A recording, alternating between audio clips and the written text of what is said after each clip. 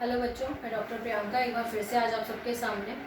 बच्चों, अपनी frequently asked question की सीरीज़ में वीडियो नंबर 16 के इसमें आज हम डिस्कस करेंगे आपका फाइनल ईयर का चैप्टर नंबर 6, जो कि सेकंड लास्ट चैप्टर है और उसका नाम है saving and investment in India. बच्चों, दो ये एग्ज़ाम की नज़रों से इतना इंपॉर्टेंट नहीं है चैप्टर, इसमें से कोई खास क्वेश्चन नहीं बनता है। तो कुछ बच्चे जिनका सिलेबस उनके हाथ से निकल रहा है तो वो सेविंग एंड इन्वेस्टमेंट वाले चैप्टर को ड्रॉप कर सकते हैं। बट जो बच्चे इसको करना चाहते हैं उनके लिए आज मैं बता दूं कि जो मैं आज करवा रही हूँ वो काफ़ी है करने के लिए। आप इस टॉपिक को बस इतना ही कर सकते हैं जितना मैं आज आपको बताऊंगी, इससे ज़्यादा आपको इसकी डिटेल में जाने की ज़रूरत नहीं है, क्योंकि ये चैप्टर जो है बेसिकली ट्रेंड्स पे बेस्ड है। इसमें डाटा बहुत ज़्यादा है तो जो कि आपको कवर नहीं हो पाएगा। तो आपको जो मैं बेसिकली चीज़ें बता रही हूँ 5 नंबर के क्वेश्चन में आप इसको अटैम्प्ट कर सकते हैं, या फिर आप इसको तभी अटैम्प्ट करें जब आपके पास कोई और इससे बेटर ऑप्शन ना हो अटैम्प्ट करने के लिए। Then only you can go for this question. Let's start with the chapter that is saving and investment in India. बच्चों देखो, saving and investment in India में सबसे पहले हम बात कर रहे हैं कैपिटल फॉर्मेशन की। What do you mean by capital formation? Capital formation क्या होता है? हमने बहुत बार कैपिटल फॉर्मेशन इकोनॉमिक्स में पढ़ा है। It is not a new word in economics. Capital formation is just net increase in the capital stock of an economy. जब आपके इकोनॉमी का नेट कैपिटल स्टॉक इंक्रीज होता है तो हम कैपिटल फॉर्मेशन बोलते हैं।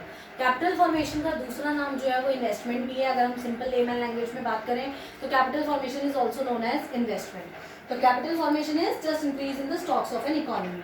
अब जब कैपिटल फॉर्मेशन बढ़ेगा तो देश के ऊपर क्या इम्पैक्ट पड़ेगा?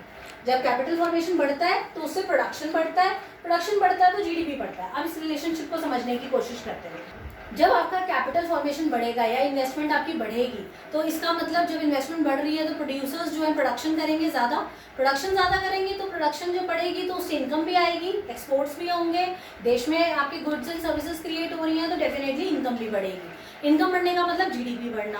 तो ये एक 3 साइडेड रिलेशनशिप है कि अगर आपका कैपिटल फॉर्मेशन बढ़ रहा है तो उससे प्रोडक्शन बढ़ेगी, प्रोडक्शन बढ़ने के साथ आपकी जीडीपी बढ़ेगी। तो बेसिकली ये एक रिलेशनशिप है इनका आपस का। अब हम बात करते हैं सेविंग पे। हम आते हैं सेविंग के ऊपर। सेविंग का मतलब होता है आपकी इनकम माइनस कंजम्पशन। अगर मैं बहुत सिंपल लैंग्वेज में बताऊं तो जितनी आपके पास इनकम है उसमें से जितना आप कंजम्पशन को लेस कर देते हैं तो आपके पास सेविंग आ जाती है। सिंपल सा फंडा है। आप बाहर से 100 रुपये कमा के लाए, उसमें से आपने 60 रुपये खर्च कर दिए, बचा हुआ क्या है? सेविंग ही तो है। तो इसको हम टेक्निकली बोल देते हैं saving is equal to personal disposable income minus personal consumption. Personal disposable income is nothing but the income which you can dispose of minus personal consumption is your consumption। तो जो इनकम आप लाए हैं minus जो consumption आप कर चुके हैं उन दोनों को माइनस करने के बाद you will get your savings. अब जीडीपी की बात करते हैं। What do you mean bye GDP? GDP is C plus I plus G plus X minus M। ये ग्रेजुएशन के बच्चों के लिए नया है। इसका मतलब क्या है? C here represents consumption, I represents investment, G represents government expenditure, X is exports and M is import। अब ये पांचों चीजें जो हैं जब हम इसको ये फॉर्मूला लगाते हैं तो हमें टोटल जीडीपी मिल जाता है। तो जीडीपी का फॉर्मूला क्या हुआ? C plus I plus G plus X minus M। अब आप कहेंगे इसका क्या रिलेशनशिप है ऊपर वाली चीजों के साथ? जब हम इसके ऊपर जाते हैं तो हम इस आधे पार्ट को अवॉइड कर देते हैं और हमारा फॉर्मूला सिर्फ बन जाता है GDP is equal to C plus I। यहाँ पर C प्लस I का मतलब है कंजम्पशन एंड इन्वेस्टमेंट। और जब आपकी टोटल इनकम में से कंजम्पशन को माइनस कर देंगे तो आपके पास इन्वेस्टमेंट बच जाएगी। तो इस तरीके से हम इसको कोरिलेट करते हैं।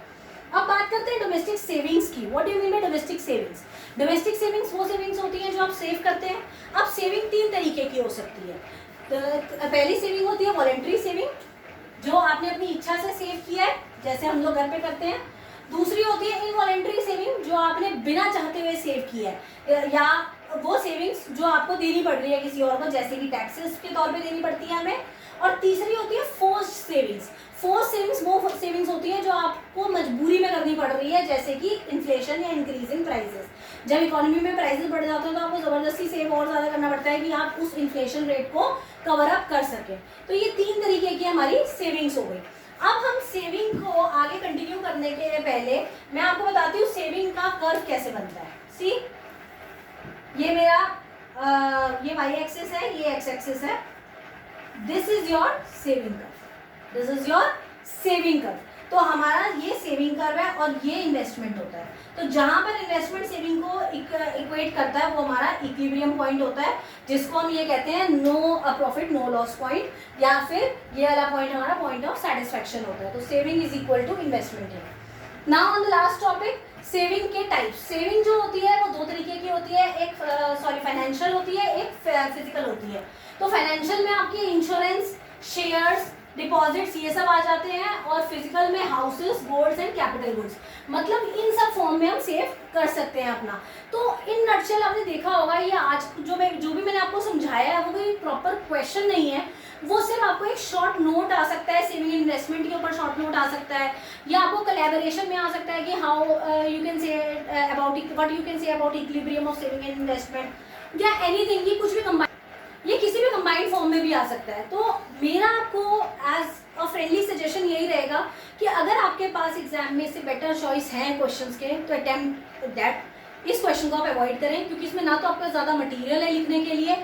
ये क्वेश्चन सिर्फ वो बच्चे अटेम्प्ट करें जिनको डेटा लर्न करने में ज़्यादा प्रॉब्लम नहीं है, जो सेविंग और इन्वेस्टमेंट का डेटा लर्न कर सकते हैं, पिछले 10 सालों का डेटा वो डाल सकते हैं पेपर में, तो ही वो क्वेश्चन अटेम्प्ट करें।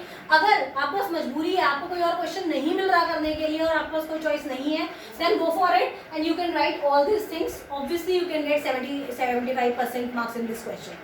तो मेरा आपको यही सजेशन रहेगा कि इसके बाद एक लास्ट चैप्टर हमारा और रह गया है सेंट्रल एंड स्टेट रिलेशंस के ऊपर, उसमें मैं अगली वीडियो में इसको खत्म करूंगी और इसके साथ हमारा फाइनल ईयर का सिलेबस पूरा कवर हो जाएगा। और मेरा फाइनल ईयर के बच्चों को ये भी एक सजेशन है कि अगर आप लोगों को कोई ऐसा टॉपिक लगता है कि पेपर में आया हुआ है और वो आप समझना चाहते हैं, तो you can right it in the comment section, मैं उसके ऊपर ज़रूर वीडियो बनाऊंगी। तब तक के लिए चैनल को सब्सक्राइब करें और वीडियो को यूं ही लाइक करते रहें। Thank you.